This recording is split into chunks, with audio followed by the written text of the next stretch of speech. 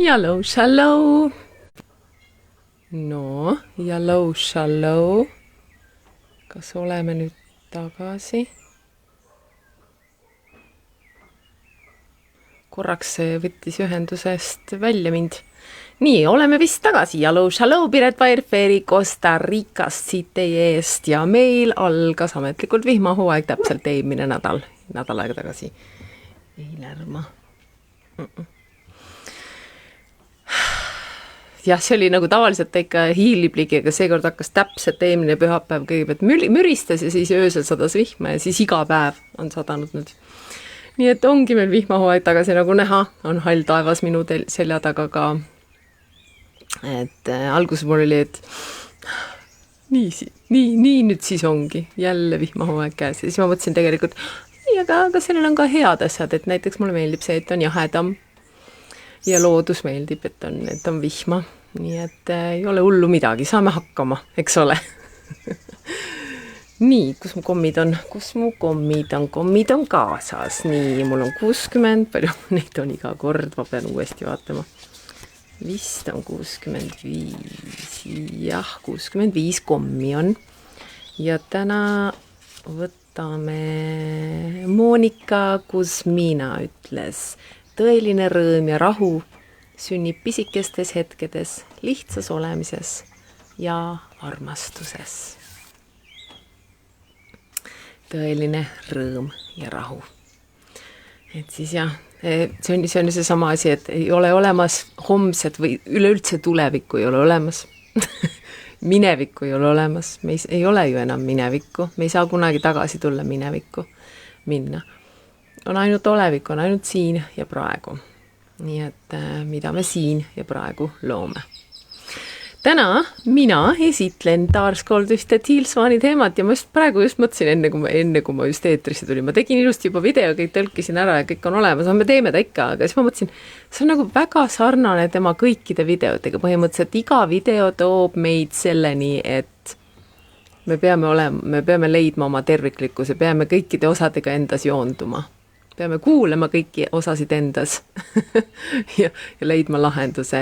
Et see on sama asi on jälle siin ka. Miks sa ei saa seda, mida sa tahad? Et esmapilgul on väga raske uskuda, et kui sul on midagi, mida sa tõesti vajad ja tõesti väga tahad, siis just sina ise võid olla see, mis seisab selle saamise teel. See tundub täiesti vastupidine loogikale, kuid tegelikkus on see, et meil kõigil on viise, kuidas me takistame end saamast just neid asju, mida me kõige rohkem tahame. Ja tänases videos me räägimegi sellest, et kuidas me seisame oma vajaduste ja soovide teel ning mida me saame teha, et seda olukorda muuta. Nii, siis me alustame kohe sellest, mis see on. Ehk siis Thiel ütleb kohe välja, esimene asi, ma ütlen kohe välja, need on meie kaitsepersoonad, kes on juba tema videosid või siis minu tõlkeid juba enne vaadanud, siis võib-olla juba tead, millest me räägime. Aga meie kaitsepersoonad, ehk siis enamiku jaost ei pruugi see mõistetav olla, kohe mõistetav olla, seega lubage mul selgitada. Inimesed kohandavad ja muudavad ennast vastavalt keskkonnale, milles nad viibivad ning inimestele, kes neid ümbritsevad, eks ole. See algab juba lapsepõlves, mis on täiesti loogiline, sest muidu me ei jääks ellu, kui me ei kohandaks ennast sellele ümbritsevale keskkonnale. Me kohaneme oma vanemate isiksuste, uskumuste, soovide, vajaduste, meeldimiste ja mittemeeldimistega. Me kohaneme oma kultuuriga, me kohaneme keelega, mida meile õpetatakse rääkima, me kohaneme koolidega, kus meid haritakse. Me kohaneme eakaaslastega, kellega me kokku satume, eks ole. Me tahame olla, kuuluda sellesse gruppi.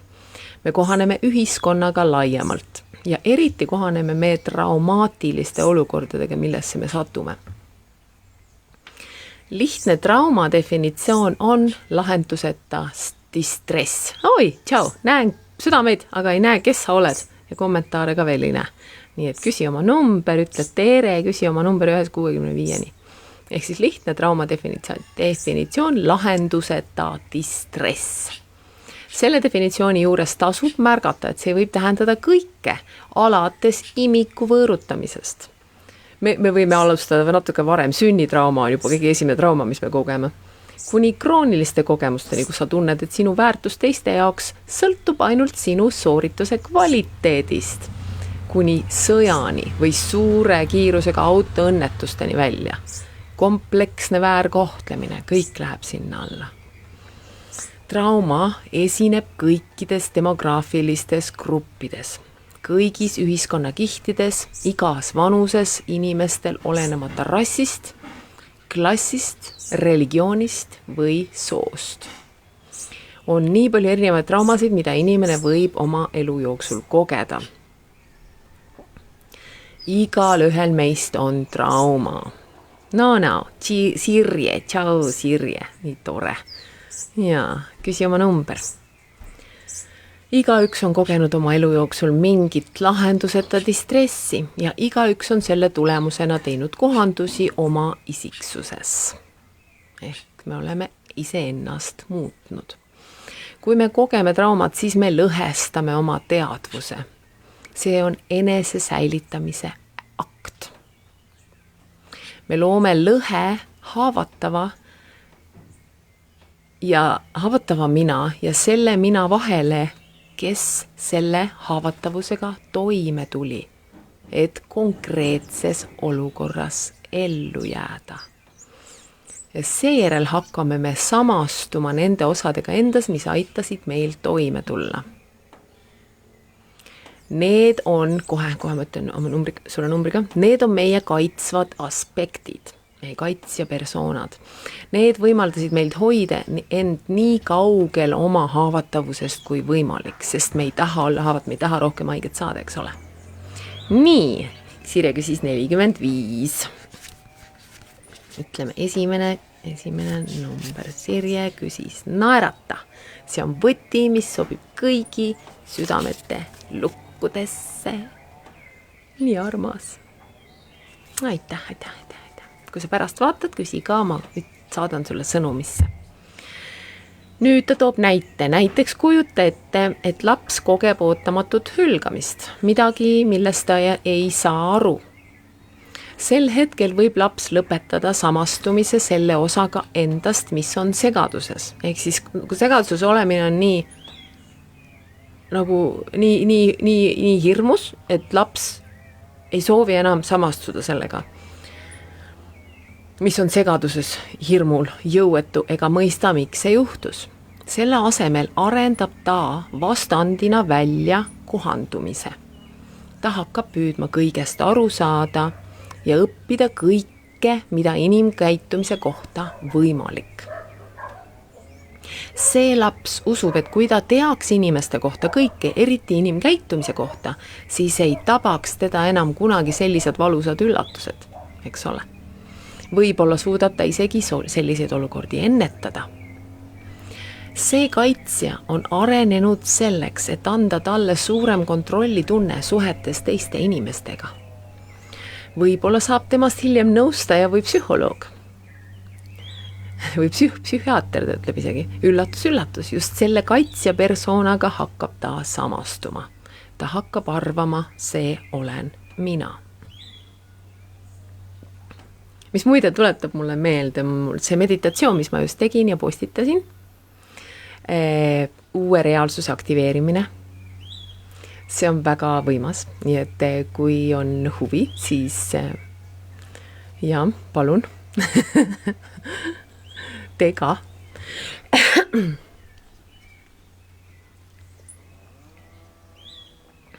Või teine näide. Kujutame ette väikest tüdrukut, kes kasvab üles emotsionaalselt eemaldunud isaga. Selle tulemusele ei tunne ta end kaitstuna, ta tunneb end paljastatuna, hoolitsesuta, hirmul ja võib-olla ka turvatundest ilma jäetuna.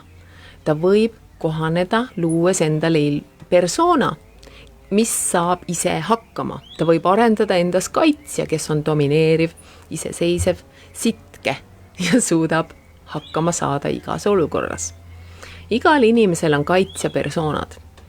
Need on kohanemisstrateegiad konkreetsete ebaturvalisuste jaoks, millega nad on oma ainulaadse elu jooksul kokku puutunud, millega me oleme kokku puutunud. Need võisid aidata meil ellu jääda ja oma kogemustega toime tulla.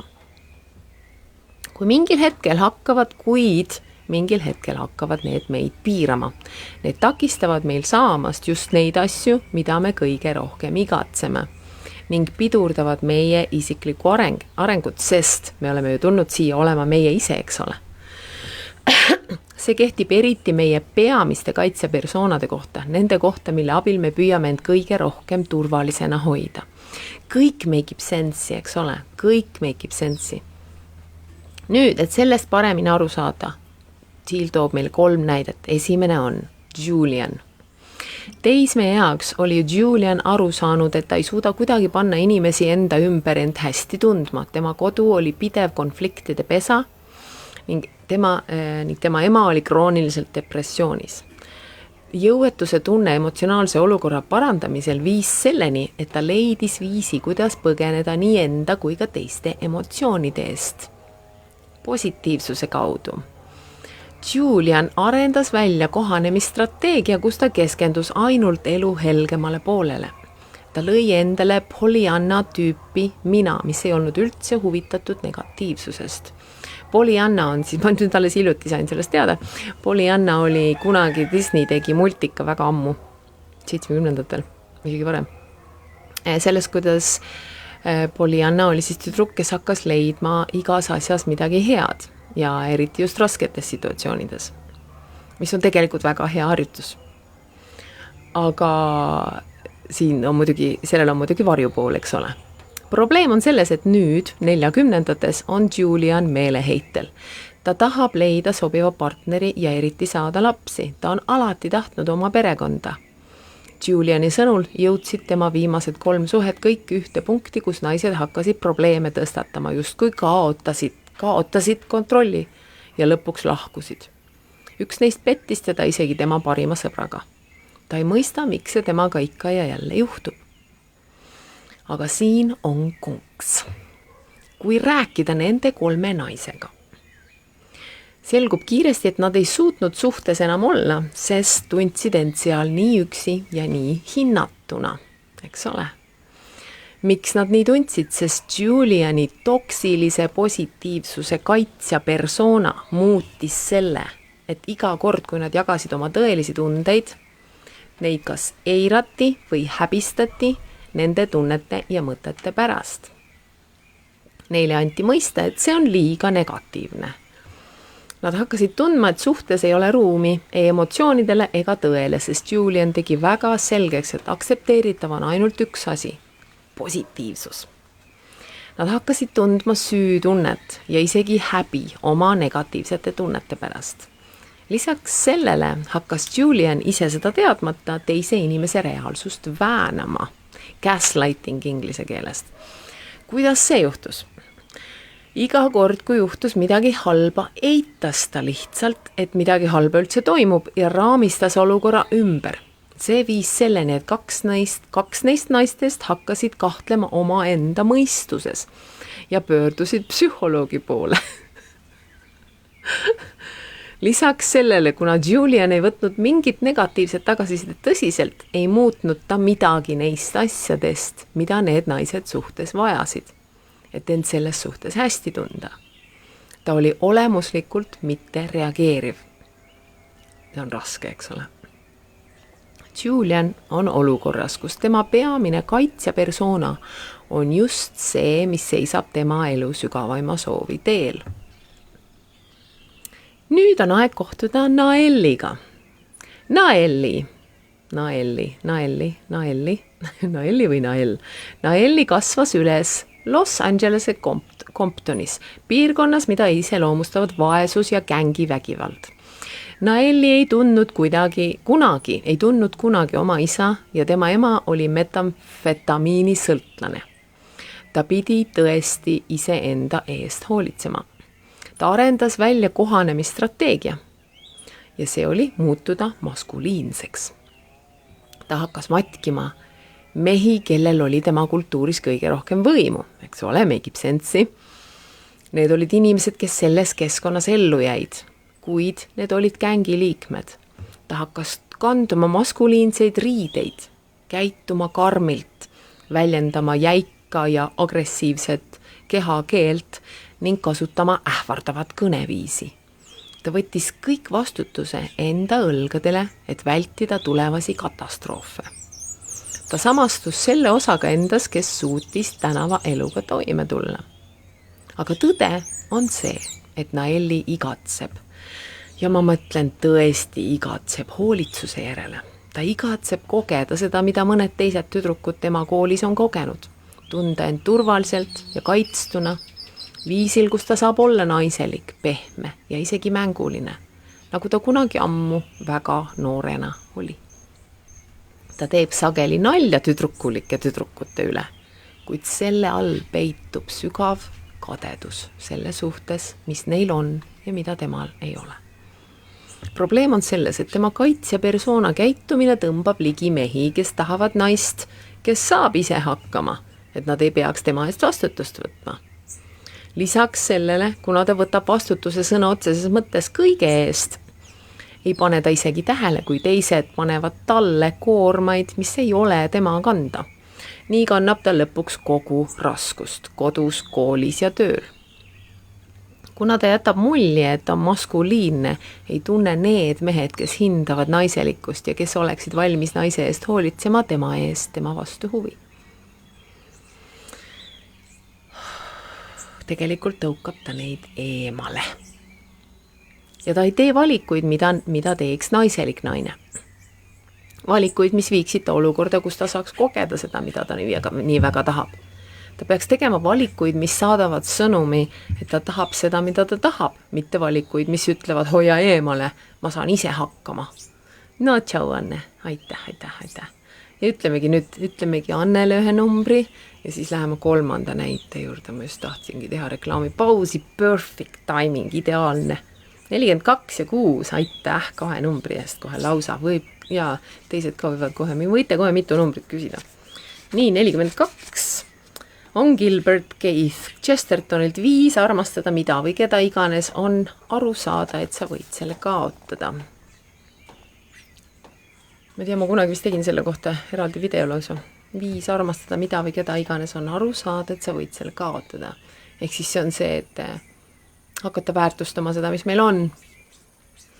Nii, ja number 6. Kas sa kuulad oma sisemist last?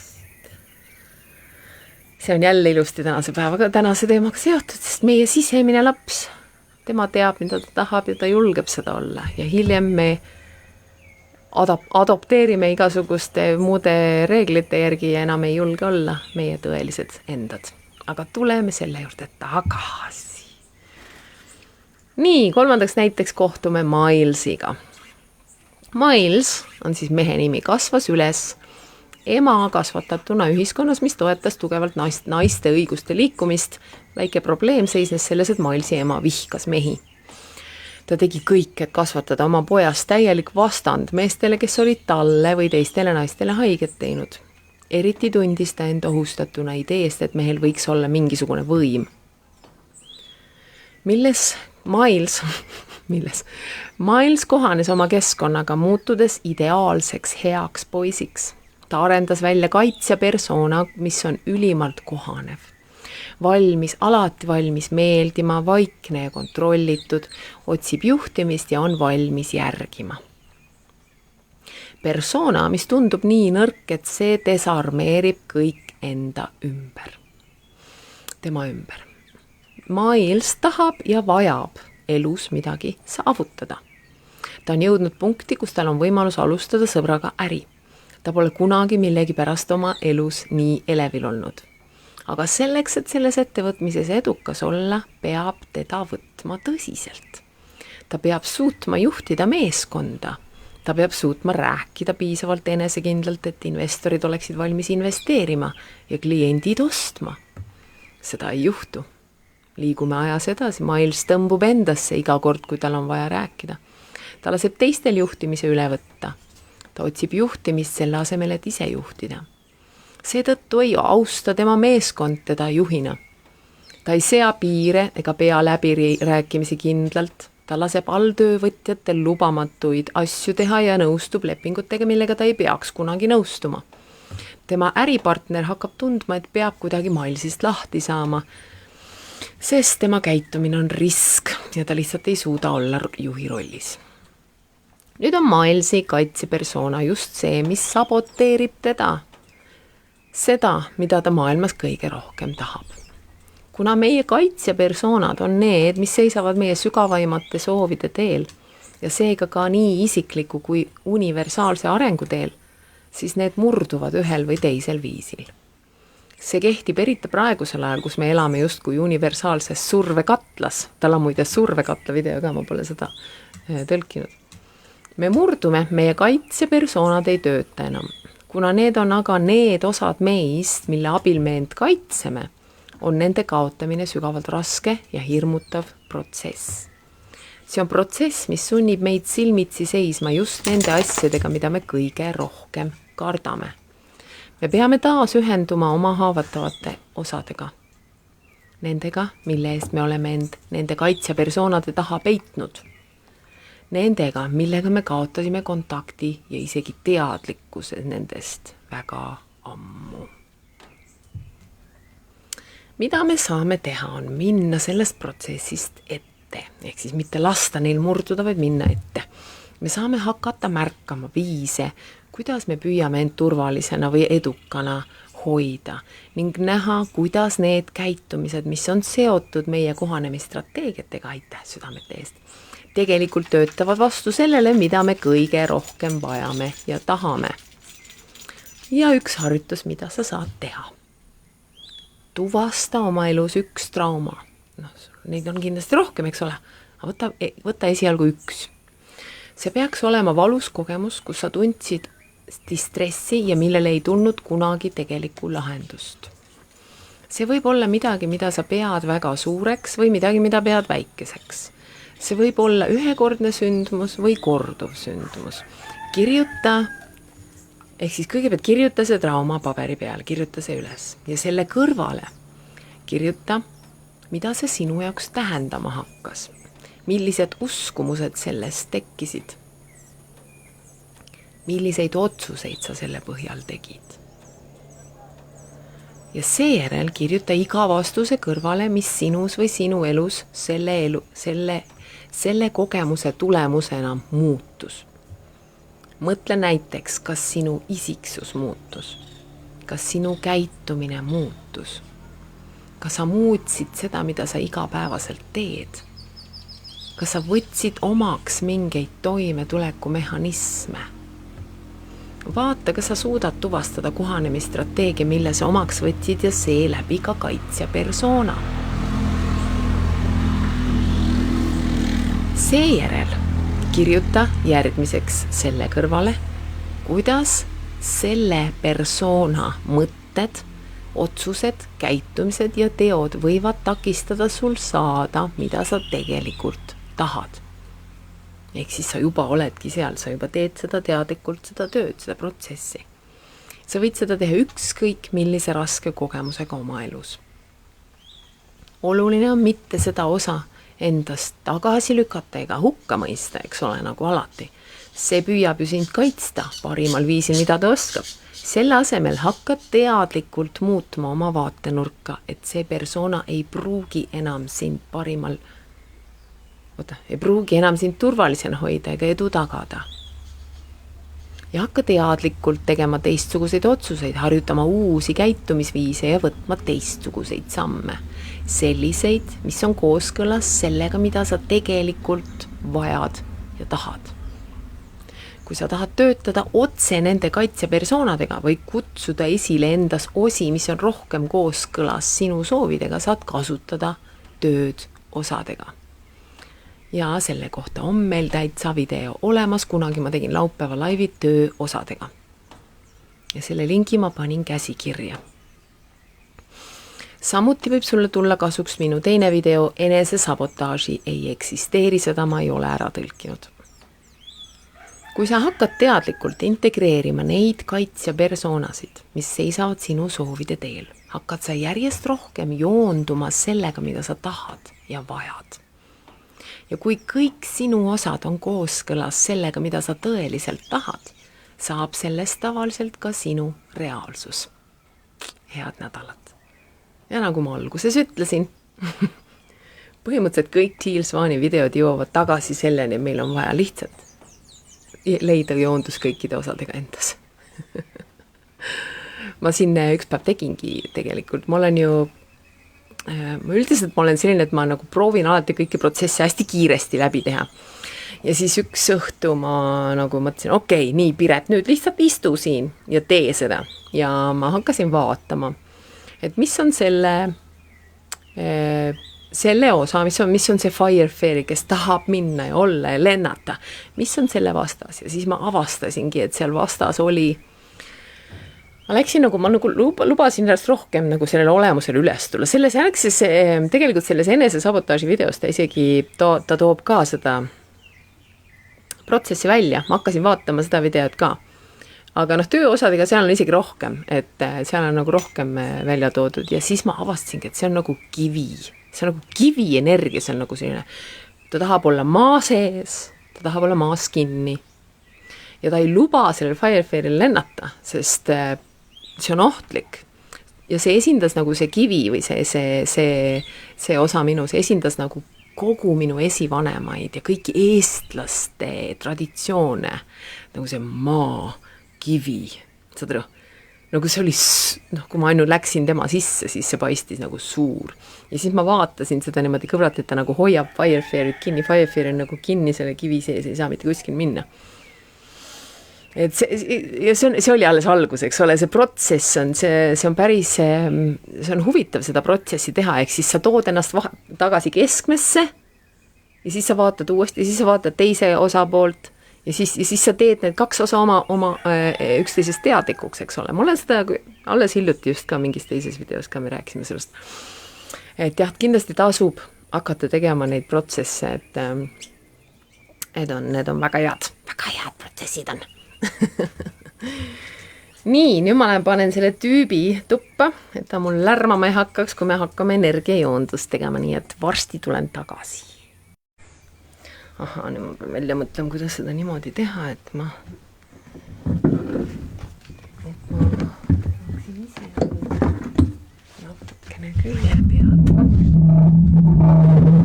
ja saaks näidata teile loodust siin. No nii, kas on loodust näha? Õnneks ikkagi ei hakanud sadama. Korra mõtlesin, et äkki hakkab sadamas, panin ennast siia katuse alla, aga tundub, et vist ei hakka sadama. Võtan oma pudeli siit, kas sul on oma veepudel? Ja kui seda veepudelit enda kõrval hoida selle energiajoonduse ajal, siis me laeme sellesse veesse selle energia ja siis saab seda hiljem uuesti sisse juua ja kinnistada. Võta üks lonks enne kui pihta hakkame.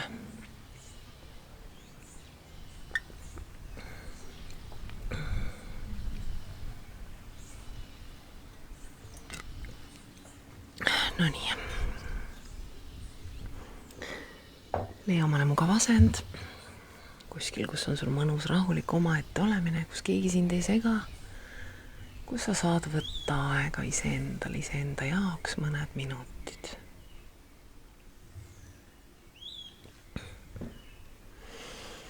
Ja hakkame hingama paar korda sügavamalt sisse ja välja. Iga kord välja hingates lõdvestame oma keha järjest rohkem.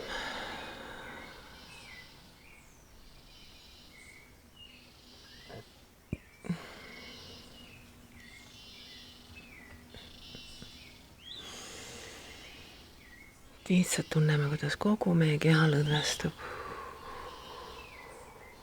Ja võid kujutleda, kuidas sa lased oma energeetilistel juurtel kasvada maa südamesse, ema oma armastuse keskusesse.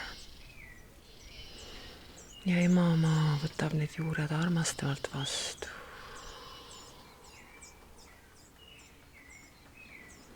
Ja tunneme, kuidas me võtame selle armastuse enda südamesse. Ja laseme sellel iga südametuksega täita kogu oma füüsilise keha. Selle imelise armastusega.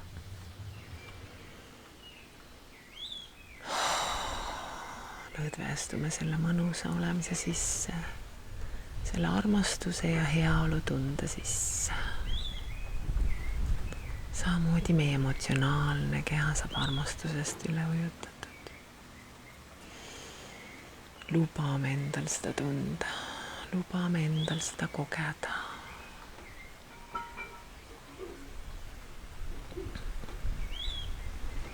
Ja ka meie mentaalne keha.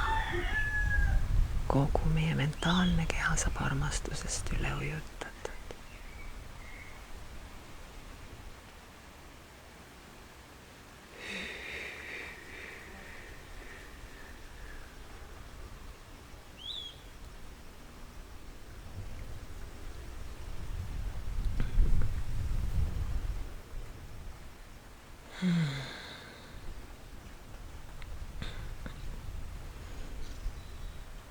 Ja võib-olla meil praegu kohe tulebki mingisugune trauma meelde meie lapsepõlvest.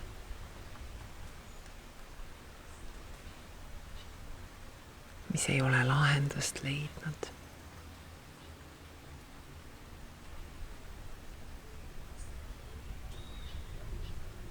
Ja lihtsalt vaatleme seda situatsiooni, mis meil siis oli.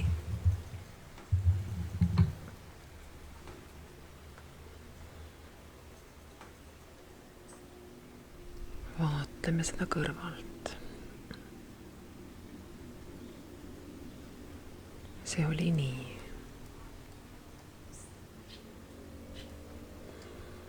Ja pane nüüd tähele, mida see sinu jaoks muutis.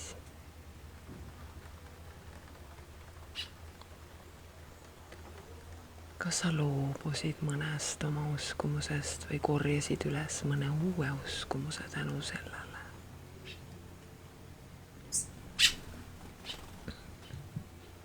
Kas sa hakkasid tegema teistsuguseid otsuseid?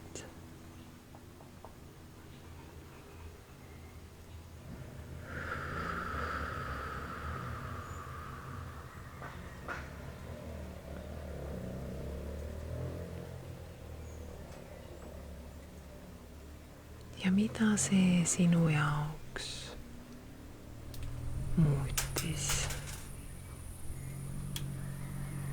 Kas sina muutusid tänu sellele kogemusele teistsugusemaks?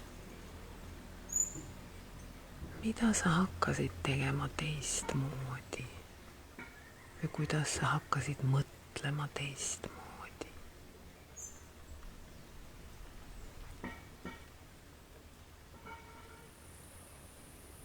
Kas sa võtsid omaks mingisuguseid toimetulekumehhanisme? Hakkasid sa käituma teatud viisidel, mida sa enne ei teinud?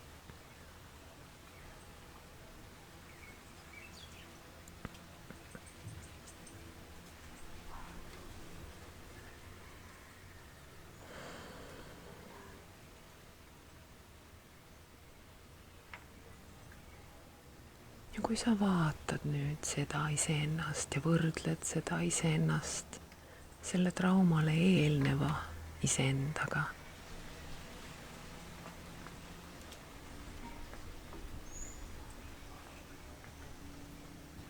siis ka sa näed seda vahet.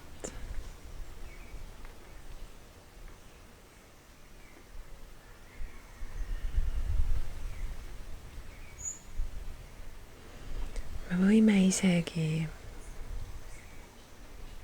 minna nüüd sellesse hetke, kus me olime juba muutunud. Kus me juba olime samastunud oma kaitsjapersoonaga.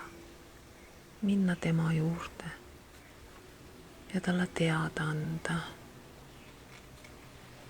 et me ei mõista teda hukka.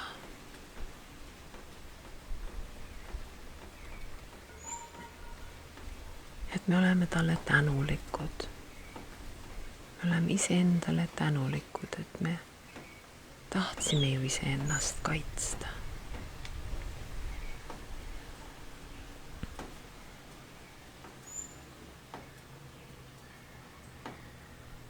Ja näitame talle seda, et tegelikult see takistab meil saamast seda, mida me soovime.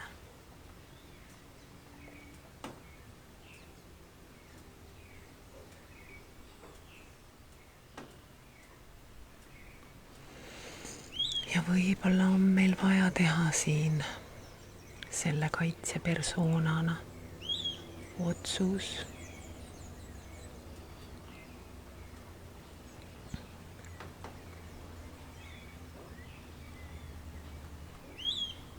et jah, me saime haiget.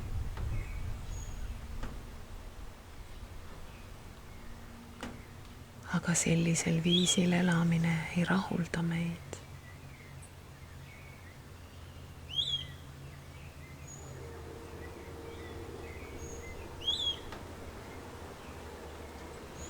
Ja võib-olla soovime me nüüd valida taas kord sellest haavatavast osast, sellest vaatenurgast, mis toob meile rohkem seda, mida me tegelikult soovime.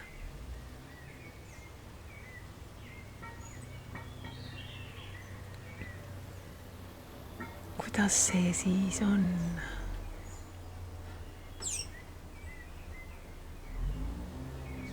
Kui me lubame endal nüüd kogeda elu taas kord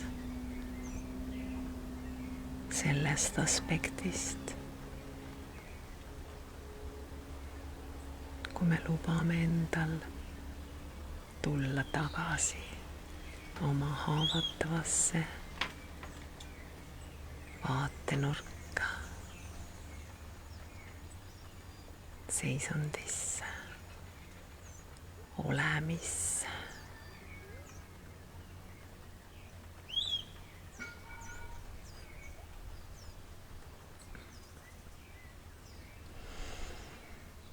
Ja aitäh sellele kaitsepersoonale, kes on olnud siin minu jaoks. Aga kui sa nüüd soovid, siis sa võid lahustuda. Ainult siis, kui sa oled valmis. Võta oma aeg. Kõik on õige.